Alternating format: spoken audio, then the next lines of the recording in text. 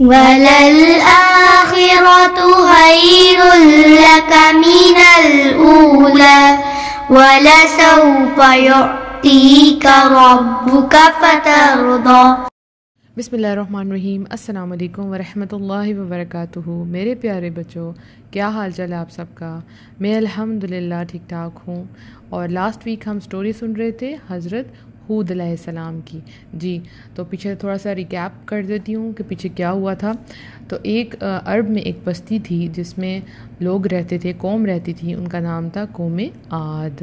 اور وہ بہت بڑے بڑے تھے، لمبے لمبے اونچے اونچے قد تھے، اونچے اونچے مکانوں میں رہتے تھے، بہت طاقتور لوگ تھے، اور اللہ تعالیٰ نے ان کو بہت سی دولت عطا کی ہوئی تھی، اور ان کے مکان بھی بڑے بڑے تھے، اور ان کے پاس بہت بہت باغات بھی تھے۔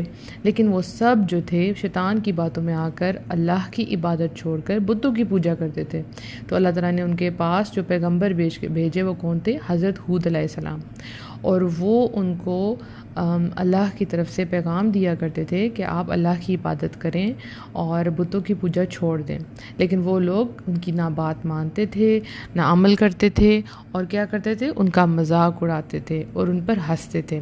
تو ایک دفعہ ان لوگوں نے کہا کہ اگر آپ سچے ہیں تو پھر ٹھیک ہے، ہم پر اللہ کا عذاب آ جائے۔ تو انہوں نے چیلنج کیا تھا کہ اگر آپ سچے ہیں نا، کہ آپ کہتے ہیں کہ اللہ ہمارا رب ہے، ہمیں اس کی عبادت کرنی چاہیے، تو پھر ہم پر کوئی عذاب آ جائے، یعنی ہمیں کوئی پنشمنٹ مل جائے۔ اب کیا ہوا؟ اب آگے سے ہم پڑھتے ہیں، ٹھیک ہے بچوں؟ اللہ تعالیٰ نے قوم عاد کی جب یہ سرکشی دیکھا کہ کتنے ڈھیٹ ہو گئے ہیں، تو ان کو مزہ چکھانے کا وقت آ گیا تھا۔ چنانچہ 3 سال تک بچوں ان پر جو بارش تھی وہ بند ہو گئی، 3 سال تک۔ اصل میں یہ اس طرف اشارہ تھا کہ بہت جلد ان لوگوں پہ اس سے زیادہ عذاب آنے لگا۔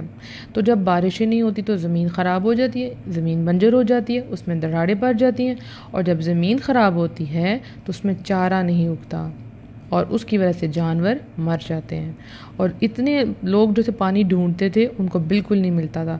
بہت ہی بری حالت تھی قوم عاد کی، بہت بری، بہت تنگی کا وقت تھا۔ وہ لوگ رو رو کے اپنے بتوں کے آگے فریاد کرتے، ان کے آگے قربانیاں کرتے، مگر پتھر کی وہ بے جان مورتیاں ان کی کیا کام آتی، کیونکہ وہ تو بت تو پتھر تھے نا، وہ ان کو کیا جواب دیتے؟ وہ ان کے سامنے روتے تھے ہماری ہیلپ کرو، مدد کرو ہماری، لیکن وہ کیا کرتے؟ وہ تو صرف پتھر تھے، اور پتھر تو نہیں نا کام کیا کرتے۔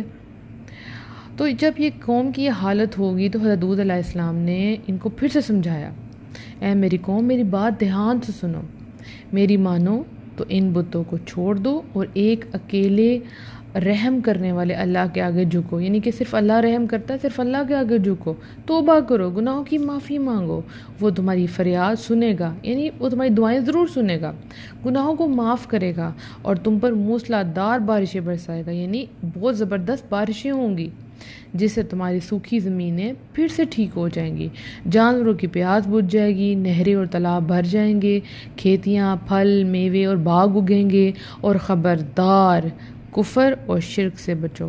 یعنی وہ ان کو سمجھاتے تھے کہ اگر آپ اللہ سے معافی مانگ لیں، کوئی بھی انسان اللہ سے معافی مانگے تو اللہ تعالیٰ اس کو بہت زیادہ گفٹ عطا کرتے ہیں، یعنی اللہ گناہ بھی معاف کر دیتے ہیں، بارشیں بھی آتی ہیں، اور کھانے کو چیزیں بھی ملتی ہیں۔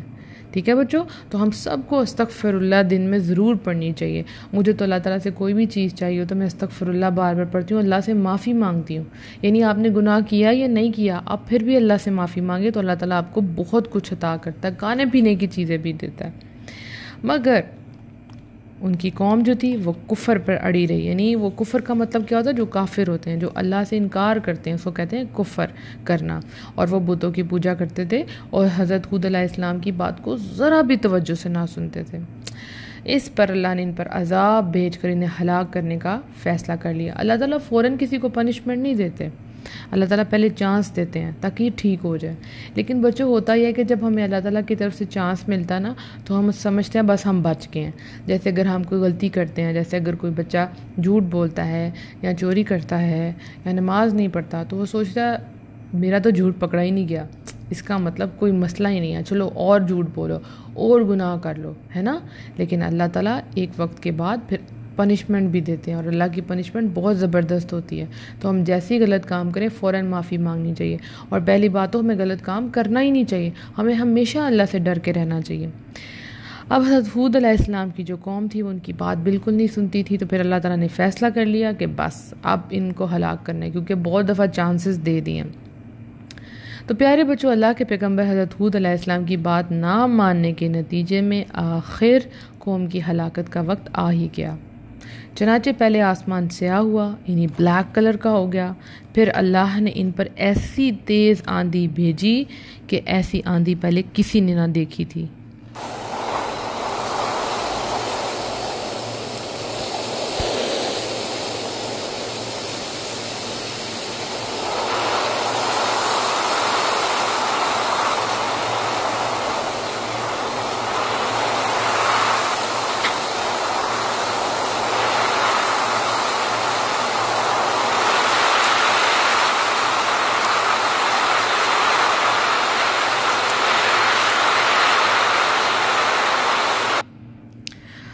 یہ ایسی سخت خطرناک آندھی تھی کہ یہ 7 راتیں اور 8 دن تک چلتی رہی۔ اس تیز ہوا نے ہر چیز کو جڑ سے اکھاڑ کر پھینک دیا۔ مکانات نیچے گر گئے، یعنی سارے مکان، درخت اکھڑ گئے، ہر چیز تباہ ہو گئی۔ قوم عاد اپنے بتوں کے پاس بھاگی، ان کے آگے بہت روئی، مگر وہ تو نہ ہلتے تھے اور نہ بولتے تھے۔ بھلا ہلتے اور بولتے بھی کیسے؟ وہ تو گونگے، بہرے، اندھے اور بے روح تھے، ان کے اندر تو جان ہی نہیں تھی۔ ان کے ہاتھ میں تو کوئی نہ فائدہ تھا نہ کوئی نقصان تھا، وہ تو کچھ بھی نہیں کر سکتے، نہ تو ہمیں فائدہ دے سکتے ہیں نہ ہمیں نقصان دے سکتے ہیں۔ خطرناک ہوا نے قوم کے جو بڑے بڑے لوگ تھے ان سب کو پٹخ پٹخ کر مارا، اڑا اڑا کے گرایا۔ ہر طرف لاشیں تھیں، ساری لاشیں تھیں۔ ایسے لگتا تھا جیسے کھجور کے بڑے بڑے درخت اڑ اڑ کے نیچے گر رہے ہوں۔ 7 راتوں اور 8 دن بعد یہ تباہی مچانے والا طوفان رک گیا۔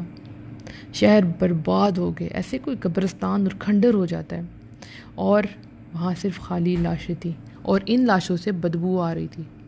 تو اب آپ سب سوچ رہے ہوں گے کہ اگر سارے لوگ مر گئے تو پھر حضرت ہود علیہ السلام کے ساتھ کیا ہوا تھا؟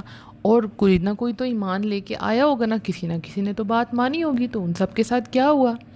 تو بچوں، ہوا یہ تھا کہ اللہ تعالیٰ نے پہلے ہی اس بات کی خبر دے دی تھی حضرت ہود علیہ السلام کو کہ اب نافرمانوں پر ہوا کا عذاب آنے والا ہے۔ ان سب کو حضرت ہود علیہ السلام کو کہا اللہ تعالیٰ نے کہ جو بندے آپ پر ایمان لے آئے ہیں، جو آپ کی بات انہوں نے مان لی ہے اور وہ اللہ کی عبادت کرتے ہیں، تو آپ ان کو اکٹھے لیں اور اس بستی کو چھوڑ دیں۔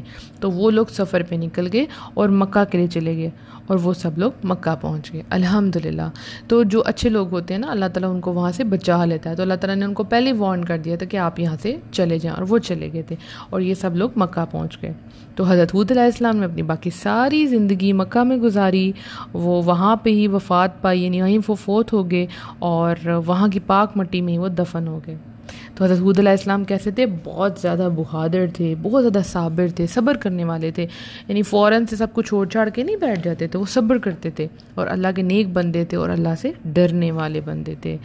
تو دیکھیں نا، لوگوں نے اتنا برا کیا لیکن انہوں نے صبر سے برداشت کیا، اچھا سلوک کیا، ہے نا۔ جو ان کی قوم تھی وہ بس طاقت ہی طاقت، ان کو لگتا تھا ہم نے کبھی مرنا ہی نہیں ہے، اور اس طاقت کی وجہ سے وہ بڑے تکبر میں اکڑ گئے تھے، نافرمان ہو گئے تھے، تو پھر اللہ تعالیٰ نے ان پر عذاب بھیج دیا۔ تو بچوں، ہمارے اندر یہ عادتیں کبھی نہیں آنی چاہیے، ہمیں کسی چیز کا غرور نہیں ہونا چاہیے کہ دیکھو میں کتنا طاقتور ہوں، میں کسی کو بھی مار سکتا ہوں، میرے پاس دیکھو کتنے پیسے ہیں، میں کچھ بھی خرید سکتا ہوں۔ نہیں، اللہ تعالیٰ کسی بھی وقت ہمیں پنشمنٹ دے سکتے ہیں، کیونکہ اللہ تعالیٰ کو غرور بالکل نہیں پسند۔ ٹھیک ہے بچوں؟ تو ہم سب نے بھی ان عادتوں سے بچنا ہے، اور اگر کوئی ہمیں برا بلا کہے تو ہمیں صبر سے برداشت کرنا ہے اور اللہ سے مدد مانگنی ہے۔ ٹھیک ہے بچوں؟ انشاءاللہ نیکسٹ ویک نئی سٹوری کے ساتھ آئیں گے۔ السلام علیکم ورحمۃ اللہ وبرکاتہ۔